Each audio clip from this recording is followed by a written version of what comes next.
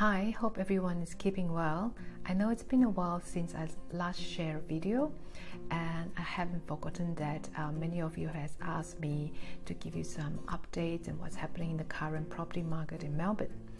And since the borders reopened earlier this year, we have been receiving a lot of inquiries, actually more than double of what we had as compared to the last 2 years. And it's a really good thing. Many foreign investors, including Malaysians, are continuing to look for offshore investment opportunities, whether it's for children's education or more sustainable investments, or just to diversify. A lot of people would have heard that the Melbourne market currently is undergoing some correction. Market is slower, but what are the general thoughts and sentiments that people have?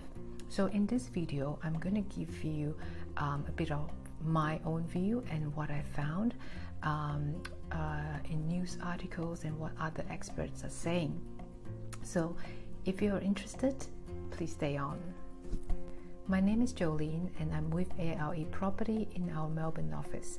We are originally from Malaysia and our KL office is in Plaza Mutiara. We focus on helping foreign investors, especially Malaysians, in acquiring your first or second or third properties in Melbourne. We give you full information, everything you need to know as a foreign investor, and step-by-step guidelines. And so if you like this type of content, please like and share my video, and I appreciate it if you could subscribe to my YouTube channel as well.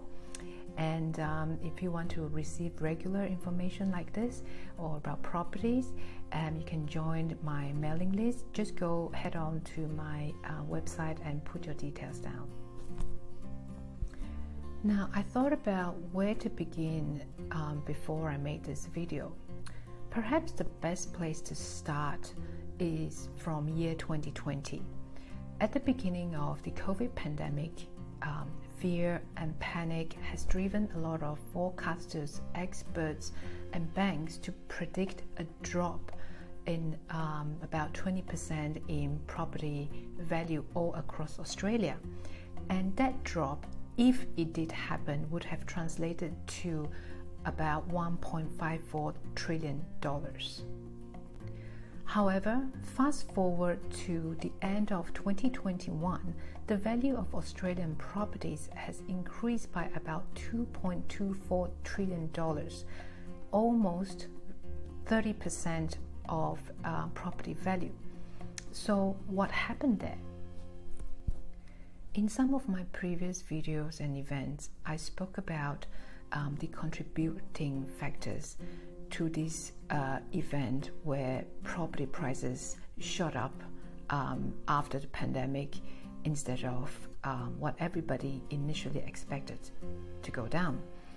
So these were like low interest rates, increased savings, and government initiatives to help first home owners to get into the market. But most importantly, what experts wouldn't have been able to forecast based on numbers is the market sentiments, consumer mentality and behavior. At the moment, the market is going through uncertainties again as a direct result of the RBA's interest rate increase. It has increased about 2.25% in the last 5 months, and a huge jump back to pre-pandemic level interest rates. This has caused financial pressure on a lot of local buyers, homeowners, especially I would think to the lower income group people.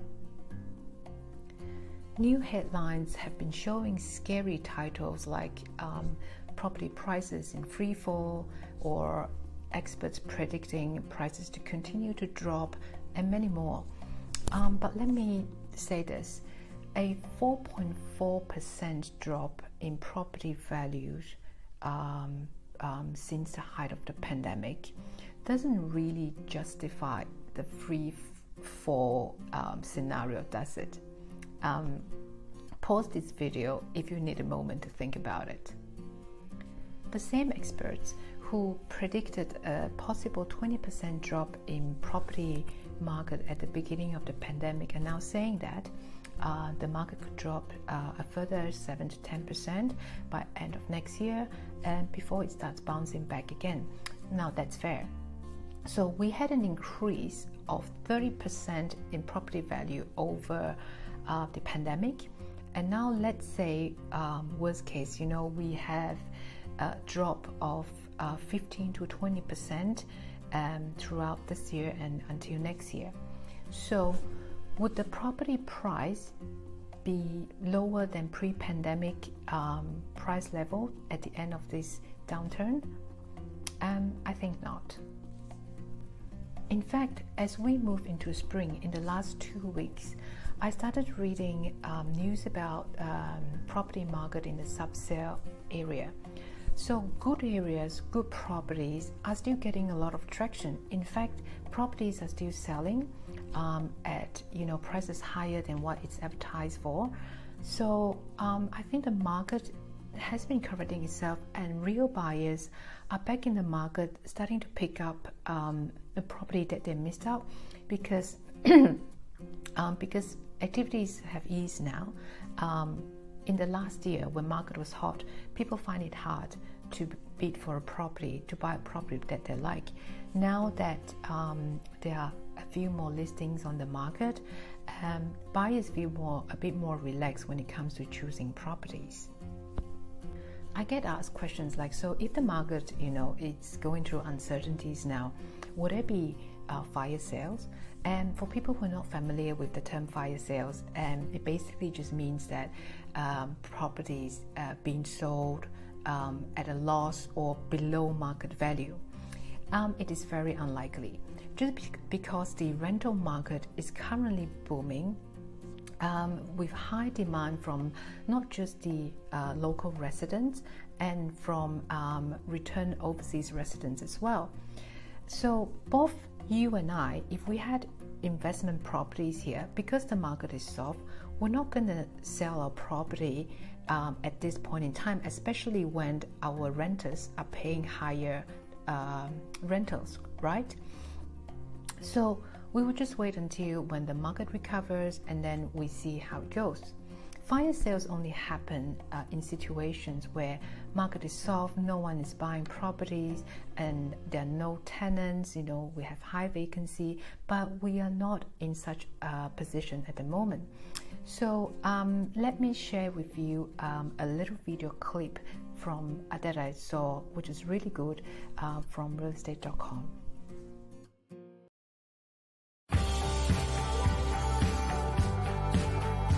So median weekly rents have increased by 7% over the last 12 months nationally, which is the strongest rental growth we've seen on record. Our records go back to 2015, so a lot of pressure on the rental market at the moment. That's pushing up rents. So over the past 12 months, capital city rents have increased by 4.4%. So there's a number of factors driving up rents. Firstly, the stock of available rent is extremely low. We've seen a lot of investors leaving the market. We're seeing a lot of people using what were rental properties as second homes, and we're seeing a lot more people putting properties into short-term rental accommodation, which is reducing the supply. What's likely to happen is some of the rental pressures in regional markets is going to ease because the impetus to move there is not as strong, but there's going to be more demand in the inner city areas, pushing up rents in those inner city and middle ring markets of the major capital cities. Our expectation for rents over the next 6 to 12 months is further rental growth. It is going to move from the regional markets back into the major capital cities, but we can't see anything that's going to fix these supply issues that we're facing. More people are going to be coming into the country, and those people are going to be looking for rents. So the market is very much looking like it's going to remain tight, and rents are going to continue to increase, and it's going to be very hard for renters to find accommodation because there's going to be lots of competition and ongoing limited supply. We are still in a serious undersupply situation. There is simply just not enough properties to house local residents, and the sharp increase of new residents arriving in Australia back to about 1.5% a year. I remember back in 2020, as I was speaking to quite a number of investors looking to invest in Melbourne, and a lot of people at that time was a bit skeptical and wanted to wait. So if you didn't do anything at that time, you would have missed out on riding on the massive property value increase over the last 2 years. So coming to that big question again, when is the right time to buy? It is also a known fact that the Australian property market has been very resilient. Whether it's the GFC or whether it's the pandemic, it always bounced back. And every time when it does or did, it's very hard to catch. So let's say you buy a property now, and next year you say, I could have bought it 5% lower if I waited just for a few more months. But think again, in 10 years' time, I'm very sure you will tell your friends and family, I'm so glad that I bought that property 10 years ago. A good property with good demand last year will still be a good property with good demand this year and in the future, whether it's next year, in 5 years' time, or 10 years' time. So my advice to most people is, we know that the market has already corrected and we're sort of at the bottom now. It doesn't matter whether you buy it at the real bottom or whether it's 4 or 5% different, because when the market does turn to go the other way up, you will be glad that you pick it up at this point in time. Whether you're buying an apartment, a townhouse, or a house and land in Melbourne, I always advise that pick something that is well within your affordability, has good potential rental demand, fits your purpose, because you could be buying it for your kids, and pick the right location where your capital growth potential will be there. So I encourage you to speak with me or one of my team members in our KL office to find out more and how we can help you, or whether we can help you. We will also hope to help you find something that tick all your boxes, and see where we go from there. So hope this session has given you a really clear idea of the current market now in Melbourne, and a really good understanding of where your position is. Speak to you soon, and stay tuned for the next video. Thanks for watching.